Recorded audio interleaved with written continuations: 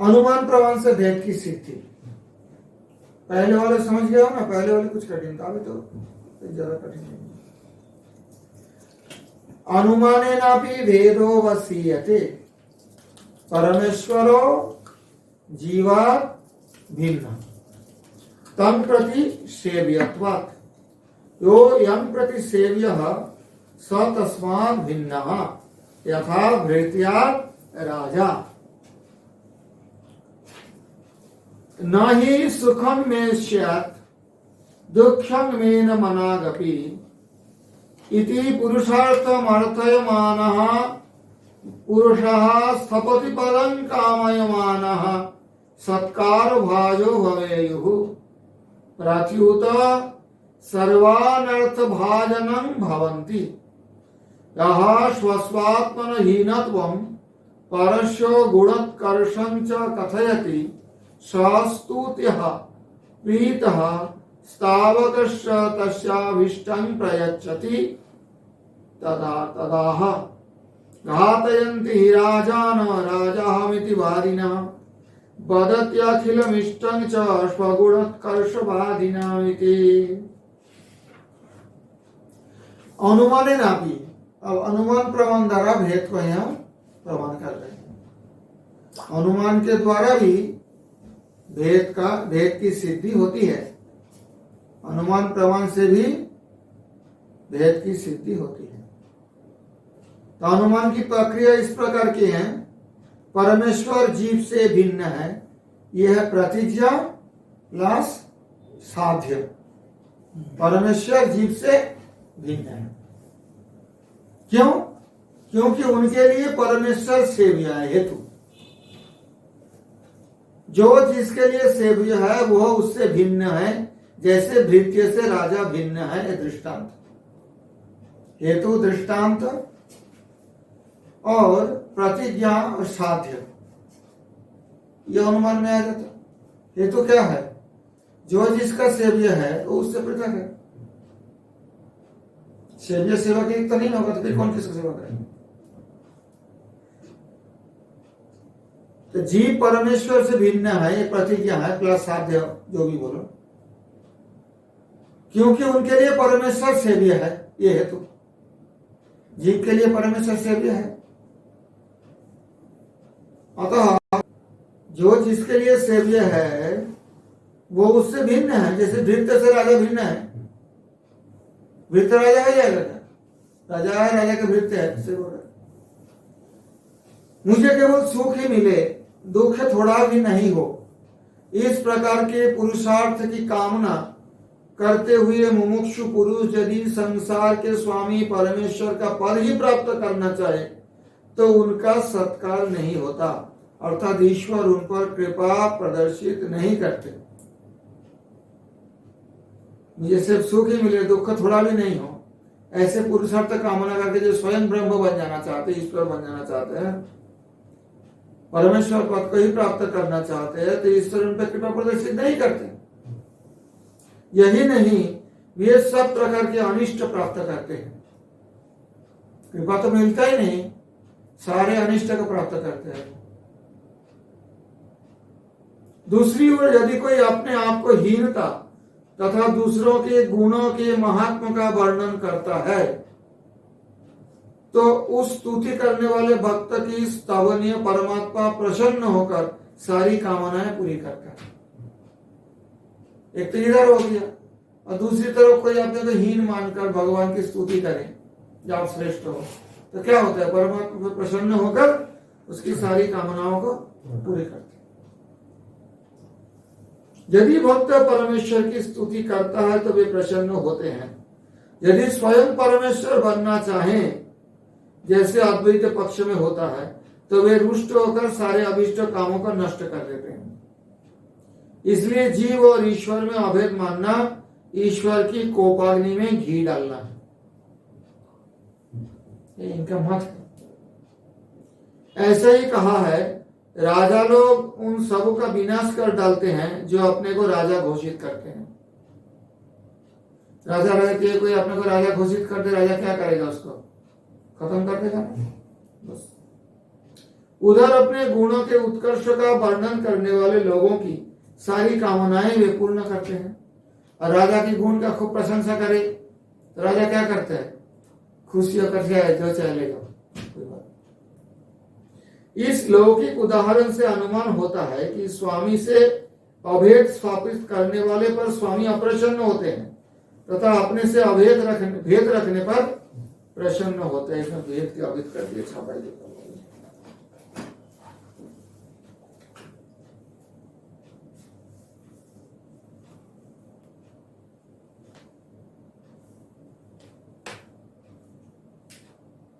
समझ में आई है?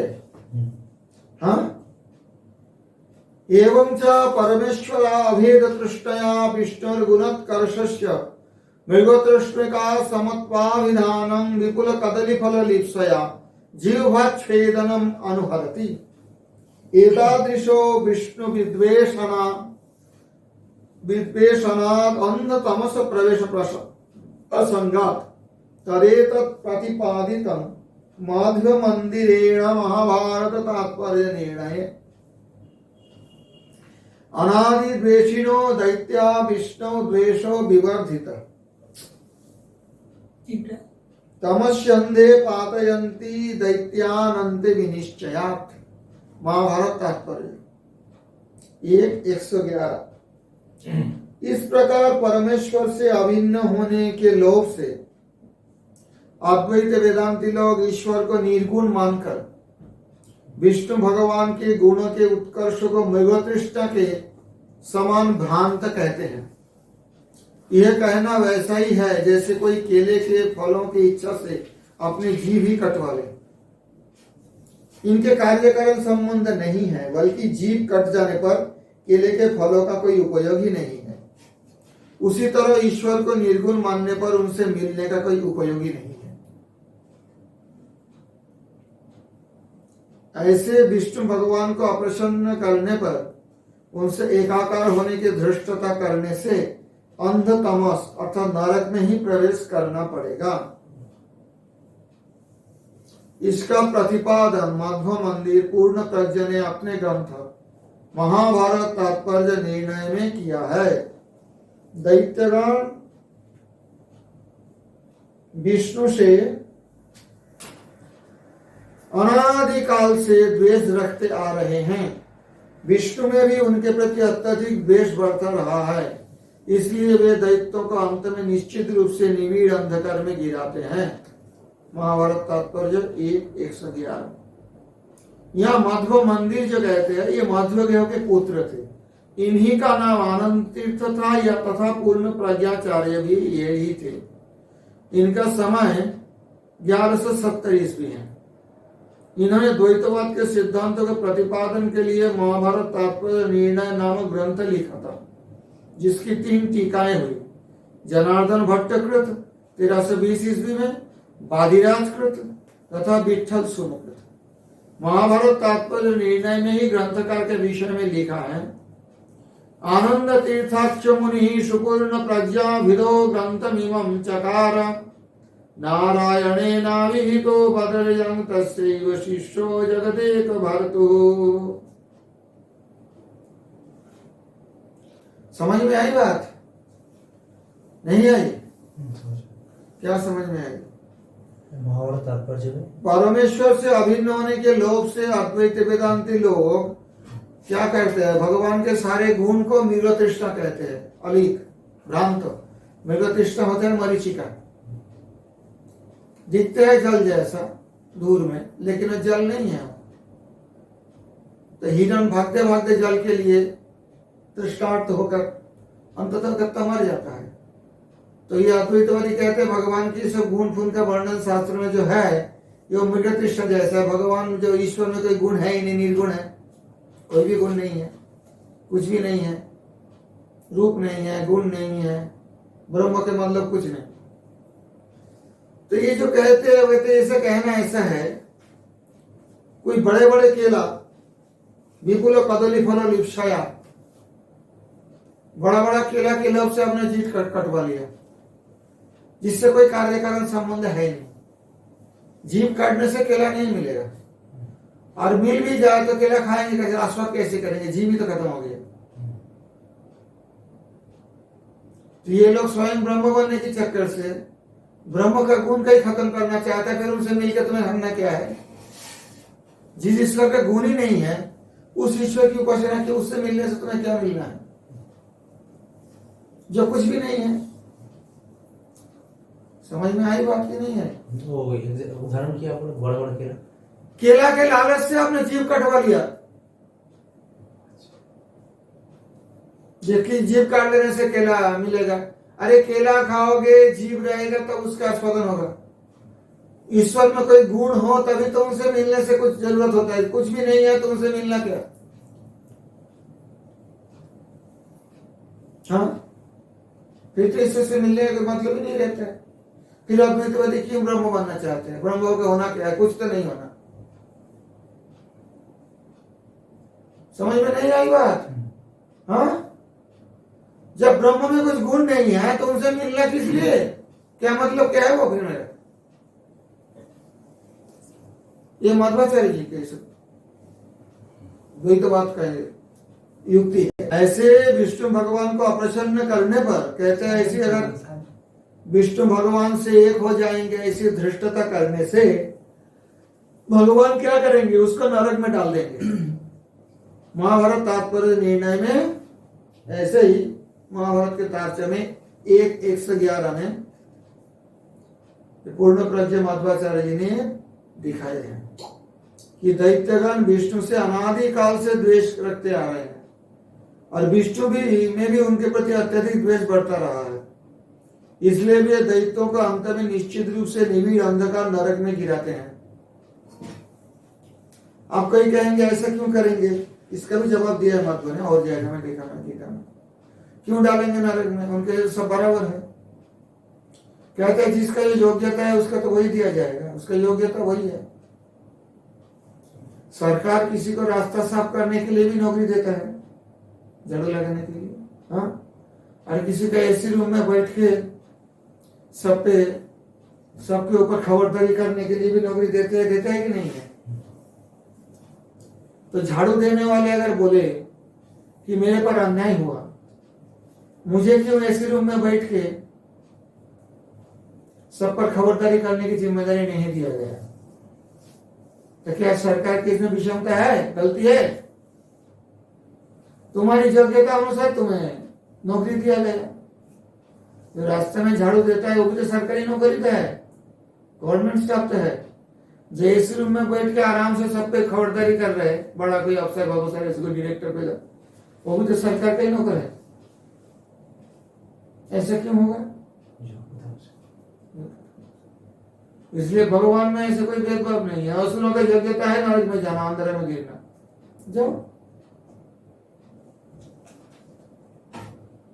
अंधं तम प्रविशन्ति ये अविद्या उपासते तौतो भूयते तम यौ विद्यायां रतः। इस उपनिषद में कहते हैं अविद्या उपासना करने से अंधकार नरक में जाना पड़ता है। उससे भी बड़ा अंधकार में जाता है जो विद्यावती विद्या का उपासना करता है, मैं ब्रह्म हूं ऐसा कहता है, और ज्यादा नरक में जाएंगे, ज्यादा अंधकार में जाएंगे। उपनिषद के वचन है। तो यहाँ विशेष रूप से बताया कि ये मध्व मंदिर बताया ना, इसलिए आदमी का संशय मध्व मंदिर कौन है, मध्य के भट्ट के पुत्र मध्वाचार्य जी के मध्व मंदिर बताया गया। और उनका महाभारत तात्पर्य ग्रंथ में 3 टीका है, वर्णन किया है। ये साक्षात व्यासदेव जी के शिष्य बल के परिचय दिया मध्वाचार्य। नारायणेनाभिहित बदरजाम तस्यैव शिष्यो जगदे मृत्यु। जो नारायण व्यास जी के रूप में बदर आश्रम में निवास करते हैं उनके शिष्य हैं मध्वाचार्य।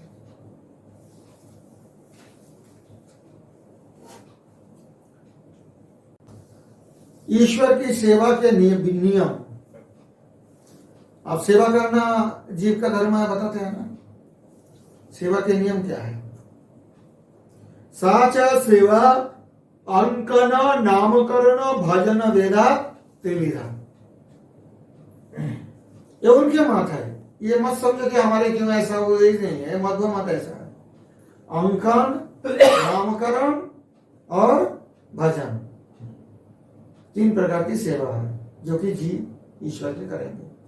ईश्वर सेव्य है, जीव सेवक है।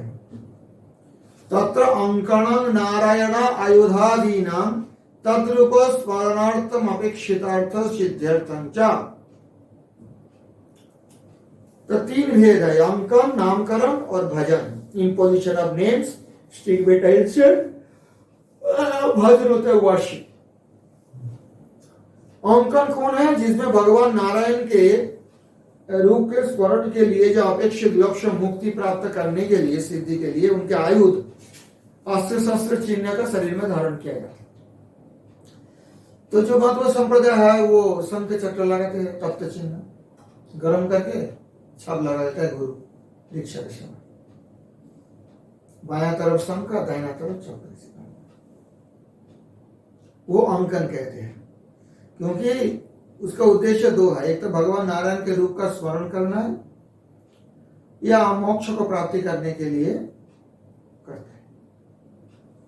ऋग्वेद के एक संगीता है, शाकल्य संहिता, उसी के परिशिष्ट में ऐसा लिखा गया है, तथा च शाकल्य संहिता परिशिष्टम चक्रं बिभर्ति पुरुषो वितप्तं बलं देवानां अमृतश्च विष्णुः सयाति नाकं दुरितावधूय विशन्ति यतयो वीतरागः देवासो जन विधृतेन बाहुना सुदर्शनेन प्रयातास्तमायम् एनंकिता मनवलोक सृष्टिं वितन्वन्ति ब्राह्मणस्तद्वहन्ति। कहते जो पुरुष देवताओं के बल स्वरूप अमर विष्णु के अभितप्त चक्र को धारण करता है, वह दूरितों को मतलब पापों का नष्ट करके उस स्वर्ग में प्रवेश करता है जहां राग से हीन सन्यासी लोग जा सकते हैं। राग से हीन मतलब, राग मतलब क्रोध, तो क्या? हाँ, आसक्ति।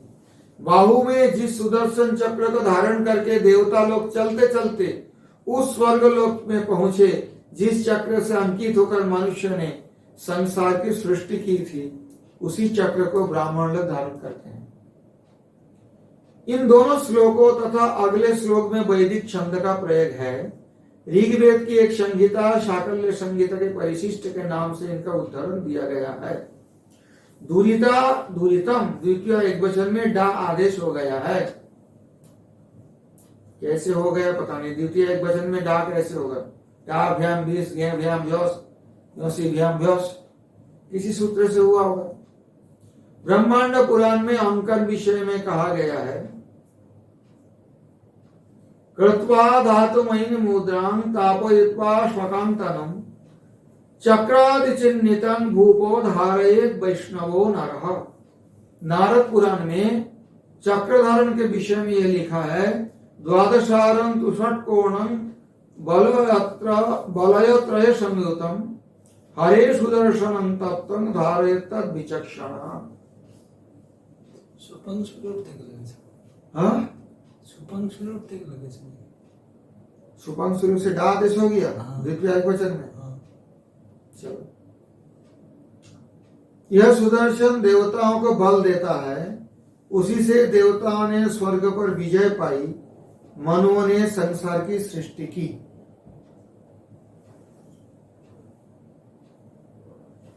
तद विष्णोः परमं पदं येन गच्छन्ति लांछिताः कुरु क्रमश्च चिन्हैरंकिता लोके सुभगा भवामः। विष्णु का वो पद सबसे अच्छा है, वैकुंठ, जिससे होकर अंकित पुरुष पार करते हैं। बड़े पग वाले विष्णु के चिन्ह से अंकित होकर हम लोग संसार में ऐश्वर्य युक्त बने। सुभगा भवामः। अतप्त तनुर्न तदाम अश्नुते श्रिताश इद्वहंतास्तत्समासत। तैत्तिरीय आरण्यक 1:1-1 इति तैत्तिरीयोपनिषच्च 1:11। तैत्तिरीय उपनिषद में बताते हैं, स्थान विशेष चाग्नेय पुराणे प्रदर्शितः। तैत्तिरीय उपनिषद में कहते हैं, जिसका शरीर तप्त नहीं है वो पुरुष कच्चा आम है, तब तो मतलब तब तक चिन्ह से अंकित नहीं है, वो कच्चा आम है, उसे स्वर्ग को नहीं पाता। उसको धारण करने वाले भक्तों श्रीतासह गण ही उसे प्राप्त करते हैं। अंकन करने के लिए विशेष स्थानों का उल्लेख अग्नि पुराण में किया गया है। कैसे, कहाँ अंकन करें, चिन्ह धारण करेंगे, कहाँ धारण करेंगे, शंख चक्र। अग्नि पुराण में कहते हैं दक्षिणे तु करे विप्र बिभ्रयाच्च सुदर्शनम। करे मतलब ऐसे हाथ में नहीं, यहाँ पर लगाते हैं। और सव्येन शंखं बिभ्रयात् इति ब्रह्म विदो विदुः। विष्णु का जो वामन दाहिने हाथ में सुदर्शन चक्र धारण करे, शंख की चाप बाएं हाथ में धारण करे, ऐसा ब्रह्मवेत्ता लोग मानते हैं। ये रामानुज और महतो दोनों संप्रदाय में ये विधि है। दीक्षा के समय वो पंच संस्कार जो होता है उसमें एक ताप होता है। यद्यपि हमारे परंपरा भी मध्य से आए हैं, लेकिन महाप्रभु के समय से मना हो गया,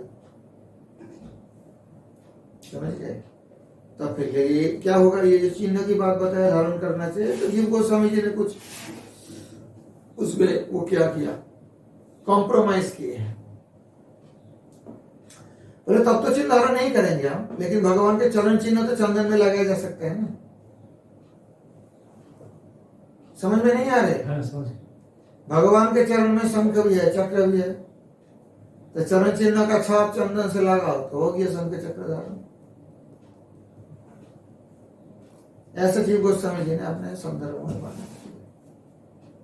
हमारे लिए तब तक चिन्ह धारण नियम नहीं है। इसीलिए कि कोई कोई समालोचना करते हैं और कोई कोई इसमें प्रशंसा भी करते हैं। कुछ कुछ ब्राह्मण तो मुझे बताया, महाराज ये पशु है क्या, गर्म इसे दागते हैं पशु के जैसा, ये क्या है इनके स्थिति। मैंने बोला हमारे संप्रदाय में तो चलता नहीं, तब तो शीतल चिन्ह लगाने की विधि है, नाम धारण करना, चिन्ह धारण करना। बोला हाँ आपके संप्रदाय ठीक है, क्योंकि ये क्यों, पशु का दागना जानते हो, सांड जब छोड़ देते हैं ना, उस पे एक त्रिशूल का चिन्ह मार देते हैं, ऐसे जला के आग निकल के। क्यों, उससे कोई बेच नहीं पाएगा बाजार में, पता चलेगा सांड छोड़ दिया गया। समझ में आई बात? उससे कोई खरीदेगा नहीं, ऐसे नहीं दिया कि बेच देगा बाजार में कोई पकड़ के। तो जब शंख चक्र लगा देंगे सब जानेंगे भगवान विष्णु के। ये शंख चक्र हे बाहु मूले परिचिन्नित शंख चक्र ये च ललाट पटले लसदूर्ध पुण्ड्रः स्ते वैष्णवा भुवनमाशु पवित्रयन्ति। श्लोक है। दो कंठ लग्न तुलसी नलिनाक्षमाला, वो अरे याद नहीं आ रहा श्लोक। शंख चक्र दो ललाट फलके लसदूर्ध पुण्ड्रः स्ते वैष्णवा भुवनमाशु पवित्रयन्ति। जिनका गले में तुलसी नलिनाक्ष कमल दत्त के माला हो और बाहु में शंख चक्र का चिन्ह हो और ललाट में ऊर्ध्व पुण्ड हो, वो सारे वैष्णव है, वो संसार को पवित्र करने वाले। तो कहते हैं तैत्तिरीय उपनिषद में काचा आम जो है वो बिकता नहीं बाजार में अच्छा भाव से। कोई अच्छा आदमी खरीदे काचा आम खाओ, फेंक देते हो, सब खट्टा होने से फेंक देते। तो जब तक वो आदमी को शंख चक्र नहीं लगता वो कच्चा आम रह जाता है। जब पकेगा तभी तो बाजार में आएगा, वो भगवान के पास पहुंचेगा।